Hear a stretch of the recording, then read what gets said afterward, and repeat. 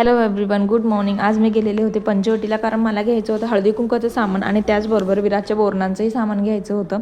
So तिकडे गेल्यावरती ना सर्वात आधी तर आहे ना हे मारुतींचं दर्शन घेतलं आणि साईबाबांचंही दर्शन घेतलं। आज हे मंदिर मी पहिल्यांदाच बघितलेलं होतं। त्यानंतर आहे ना मी वाणाचं सामान घेण्यासाठी गेले, तर तिथे इतक्या साऱ्या वस्तू होत्या, मी काय घेऊ मला काहीच कळत नव्हतं। पण मी काय घेतलेले ते मी तुम्हाला संध्याकाळीच दाखवेल। घरी आल्यावरती ना संध्याकाळी मस्तपैकी आहे ना विराजच्या नावाचे रांगोळी वगैरे काढली की विराजचे बोरणान म्हणून, आणि संध्याकाळी असं काहीतरी डेकोरेशन केलेलं होतं। आज विराजचे पप्पा पण घरीच होते, स्पेशल त्याच्यासाठीच मस्त असं डेकोरेशन वगैरे करून घेतलं। आणि हे जे काचाचे बाऊल दिसत आहेत ना, हेच मी आणलेले होते वाणासाठी। तर छानपैकी डेकोरेशन वगैरे केलं आणि विराजचं औक्षण वगैरे करून घेतलं। खरंच हा दिवस आहे ना एका आईसाठी आणि एका मुलासाठी खूप छान असतो। आणि मी गेल्या वर्षापासूनच विराजचे बोरनान करते, मला खूप भारी वाटतं। आणि त्याचे असे गोड गोड लाड वगैरे पण केले खूप।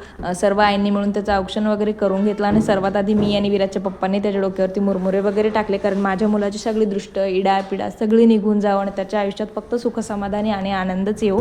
सर्व आत्यांनी आणि मावशींनी सुद्धा मिळून त्याच्या डोक्यावरती मुरमुरे वगैरे टाकले। हळदी कुंकासाठी मी बोलवलेलं होतं। आमच्या आतू लेट झालेली होती, कारण आतूला पेशंट होतं, त्याचमुळे सर्व मामा वगैरे पण आलेले होते घरी।